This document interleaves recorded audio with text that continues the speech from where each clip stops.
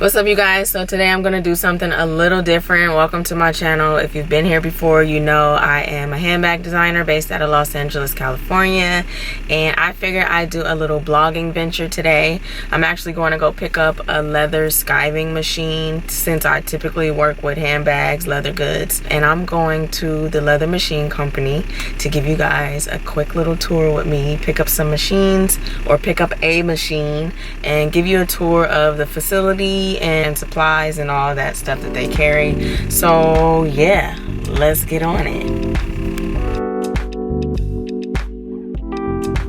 All right, so I just pulled up and I'm gonna go inside and check out these machines. And beautiful out here.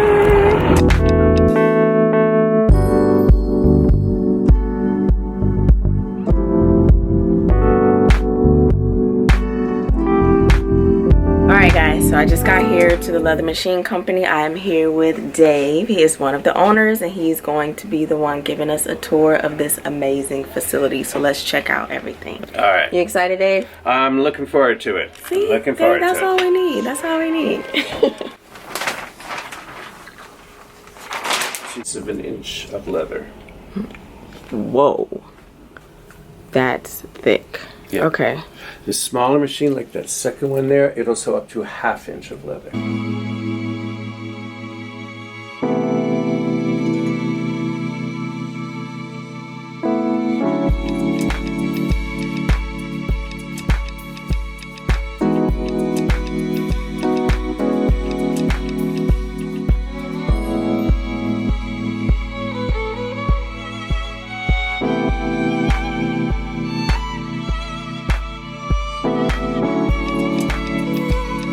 Machines are tagged for that trade show that I showed you about in Arizona. So these are all pre-sold.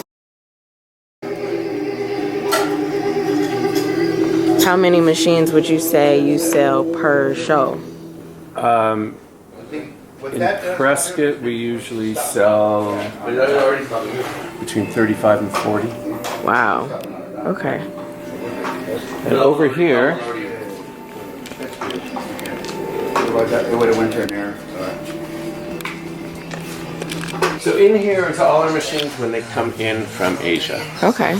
They do not do what we want them to do. So my mechanics here break them in an oil bath for over an hour, make some adjustments, some changes. So, you know, we always have a couple of 100 machines here. That's where they break it in on an oil bath, all those motors under there. Wow. This is Raymond, one of our mechanics. Hey, Raymond. And Tony, I don't know, he might be in the men's room, I have no idea. Tony's doing his own thing. Right. We sell clippers as well.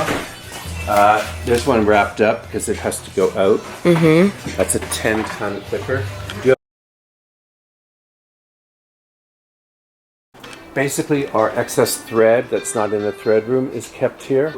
Machines that my mechanics have gone through and they're ready to be shipped are also here. They're all over the place. So we have the mechanic's name on it who did it, so we can track it back. We give a lifetime warranty on our machines. As long as you own it.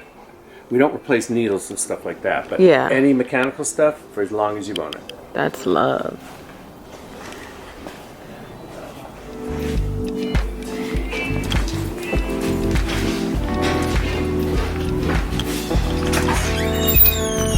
We just did a quick tour of the Cobra machines and now we're going to go ahead and do a demo of the skiver. So I'm super excited. So this is our buddy Vince. He's gonna give us a demo of the skiver. Okay, this is your guide. It determines how deep of a skive you want to go. So you just loosen that, slide it back and forth wherever you want, wherever you feel you need to go. This is your adjustment to determine how much you want to take off the pieces of leather, how thin you want to make it. And this is what lowers and raises the foot. Until, let me turn it on. It's on. So I would come here like this. You bring it down. Jesus. Yeah, I've been eating this. And the main thing is to get a proper skive. See how close that looks? Look, it's almost touching. It's almost touching the feed wheel. The closer you get it to that bottom of the blade, the better results you're going to get on a skive. Okay. The wider, most of the time, if it's too wide, the leather will feed underneath the blade, between the roller and the blade. So you're not going to get a very good skive. Gotcha. So anytime you do any sharpening, you would lower this down out of your way to get it out of the way, because you don't want lowering the feed wheel. This feed wheel, lowering it down, because I'm going to I'm not going to sharpen it because it's sharp, but you would activate it here, pull that out. Now that stone will start to turn. Okay, and anytime you sharpen, you keep your foot on the blade, on the pedal at all times until you're done sharpening. So this right here will bring the blade counterclockwise, will bring the blade in. Clockwise will take the stone away from the blade inside. So I really don't want to, I'm going to take it away. I'm moving it back. But counterclockwise will bring it in. And what you do is you bring it in really slow until you get sparks shooting out 6 to 8 inches out the side. And once it's doing that, you let it spark, and the sparks will get so small that you can barely see them. Then you add a little bit more pressure again, let it go again, and let it sharpen a little bit more better. And then when it starts to get small, I'll do it a third time to make sure it's sharp as sharp can get. And then at your last process, as it's sparking and it's getting really small, before the thing stops sparking on the outside here, you would come in here and you would put this deburring stick parallel with the blade and knock off any burrs that are going to be on the inside of the blade. Sharpening from the outside, which may get some burrs which roll over the edge of the knife, that removes them. Yeah, Gotcha. so you don't get any kind of friction. Otherwise, you'll feel the drag. If you don't, you'll feel the leather dragging because there's burrs on the inside. Okay. So it won't roll smooth. And another thing is, I didn't tell you, is when you sharpen, you come here, you push this bottom arrow down until it goes to 5.0. Then you go to the top, push it 3 times until you see 5.0. Push the bottom arrow, now the numbers appear, and then you start pushing it up to the fastest, about 35 is probably proper, and you'll see how fast it goes. It's good to sharpen at high Faster speed. the sharpening stone turns, the better results you're going to get in sharpening. Okay. So, and even though you could leave it up, a lot of people leave it up high, because you can have total control. I could control this. It's variable speed with your So foot. I could like barely, and I can go as slow as I want.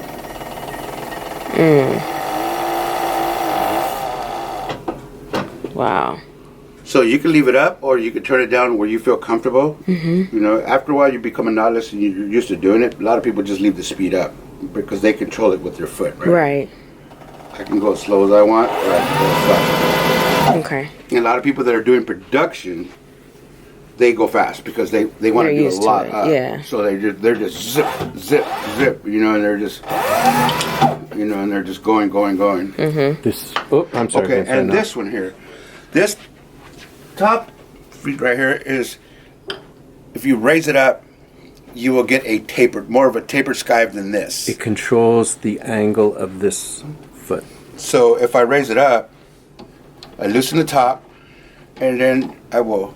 You're putting it down. I'm bringing it down. Okay. I could raise it up to give you more of a tapered skive. So okay. I need another piece of leather. Is that Wicked and Craig leather? Yes. Well, you can use Wicked I could and tell. Craig, Herman Oak, it doesn't matter.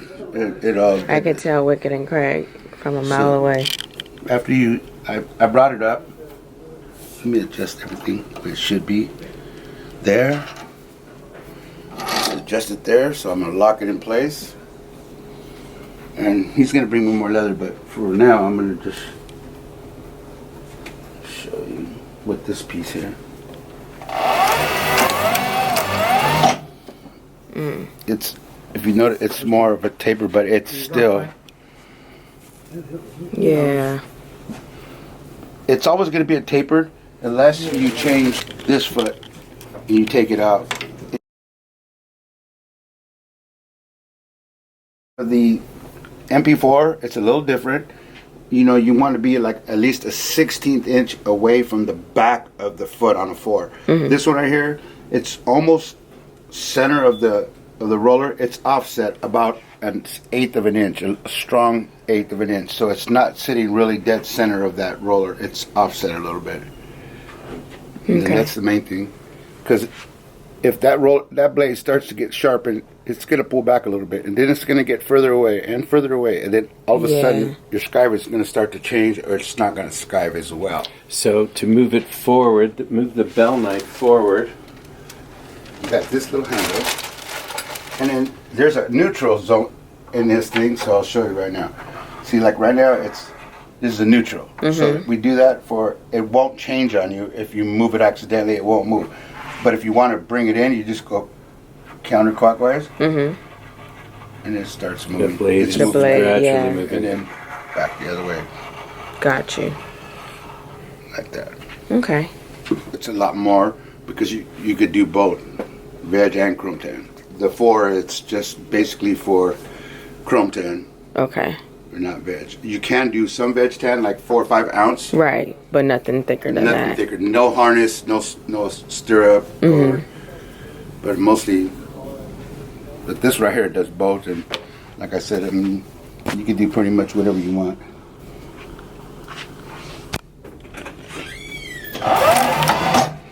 So I could do. If I want more, just back it up.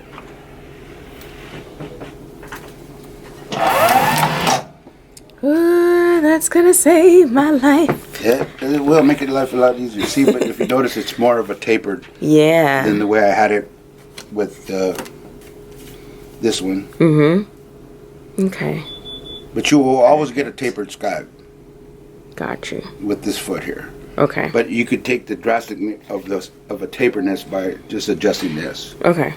So if I wanted more or less of a tapered, I just kind of take it down, tighten it.